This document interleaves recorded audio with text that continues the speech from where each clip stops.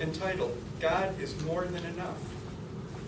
This project number 10, Inspire Your Audience, completes his Competent Communicator manual.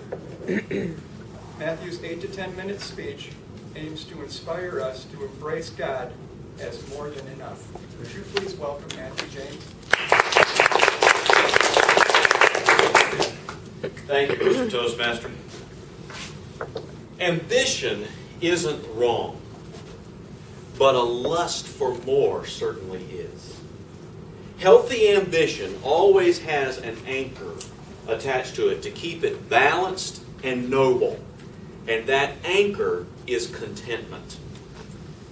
Fellow Toastmasters and guest, Mr. Toastmaster, good morning. Ambition and greed have a line separating them that is not a fine line, that's very difficult to see or hard to distinguish. It's easy to tell the difference between those two. Contentment and complacency, likewise, are separated by a line that is fairly broad. It's easy to tell when you're on which side of that line.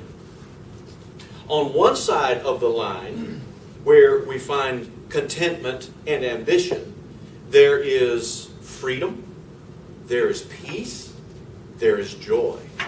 On the other side of the line, there is bondage and stress and gloom. And almost everything in our lives continually pushes us toward that dark side of the line. Even our friends are constantly telling us what we've got to try. My task list harasses me about the stuff that I didn't finish yesterday. And of course, hundreds of advertisements are continually bombarding us with lies about how they can turn our unhappiness into satisfaction. There's hardly any problem you can't fix these days for $19.95. In a world like that, nobody ever drifts into contentment.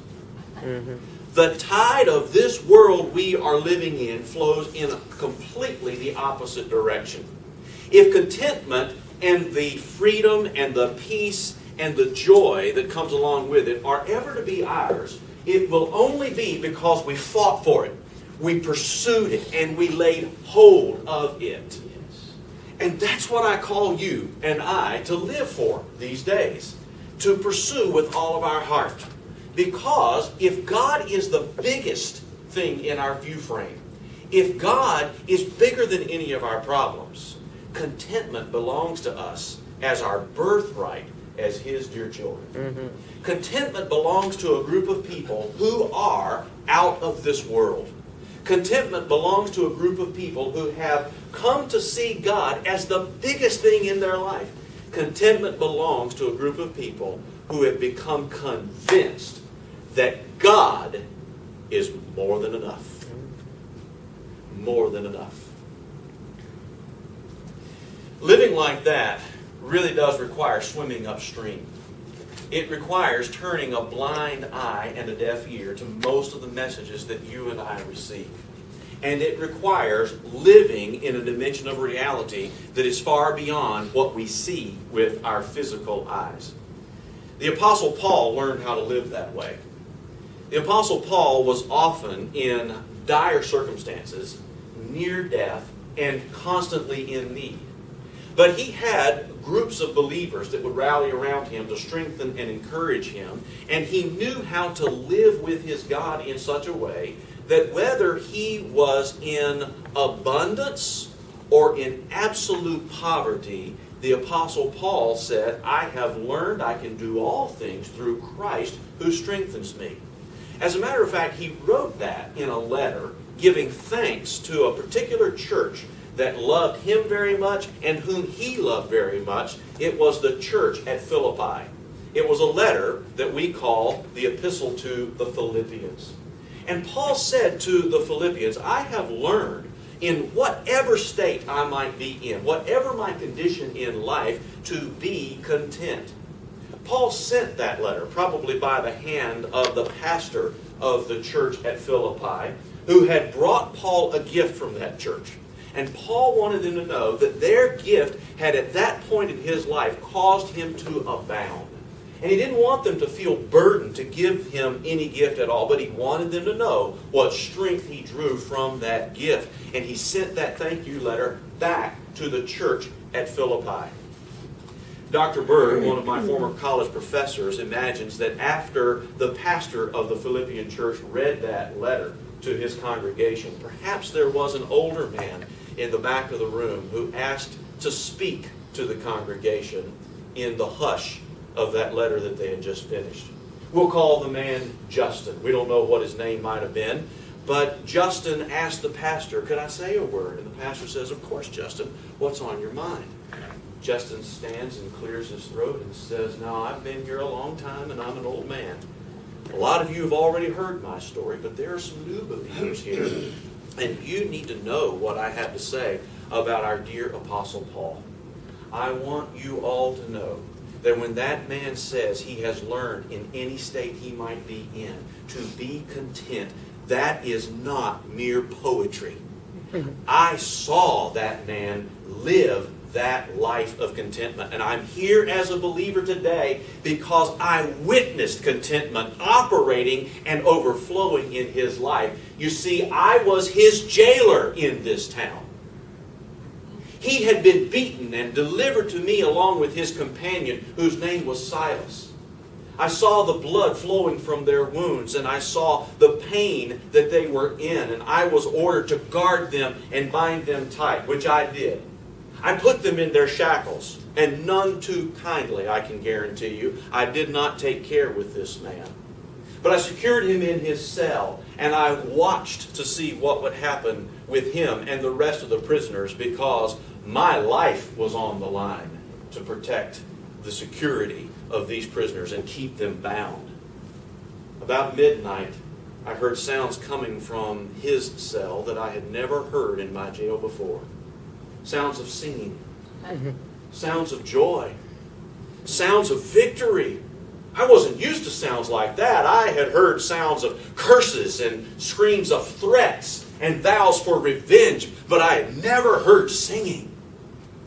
A little bit later, after midnight, the ground of that prison began to shake. And what was going on, none of us knew. But very soon, all of the prison doors were flung open. And somehow the shackles were all falling off of the prisoners. This was a desperate situation for me, and I was about ready to fall on my sword because all was lost as far as my career was concerned. But the Apostle Paul said, "Stop! Do yourself no harm. We're all here." And I went to him and fell on my knees and said, "Sir, what must I do to be saved?" You know, we don't have very many people falling on their knees and asking questions like that these days. Perhaps because we don't have many Christians wearing their chains and singing like that these days. We have become conditioned to judge how we are doing based on how life is treating us. And when conditions are good, we sing. When conditions are bad, we moan. Now, if we're going to reach for that higher plane of living where Christ is seated at the right hand of God, and Ephesians tells us we are seated with Him, we're not going to be able to just talk ourselves into it. Anybody, even a pagan, can just settle himself down and say, "All right, now get your wits about you. Let's think this through now. Maybe it's not as bad as it seems." That is not contentment. Contentment is a gift that we receive from God's gracious hand. And how do you get that gift? The way we get all of our gifts from God.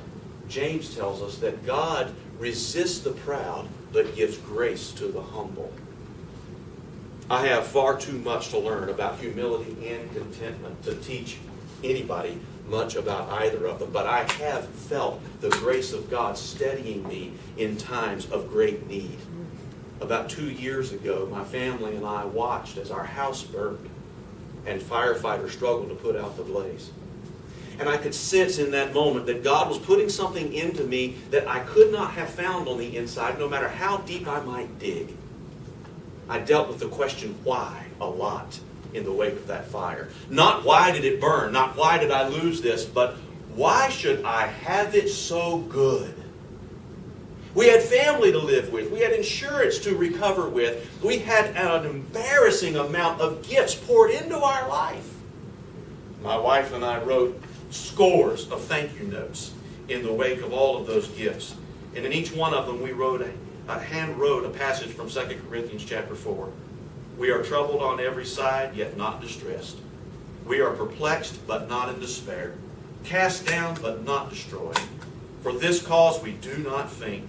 Though our outward man perishes, the inward man is renewed day by day. I hope you never have to wear shackles. I hope you never have to sift through ashes. But whatever this life brings you through, I hope you become convinced that God is more than enough. Mr. Toastmaster.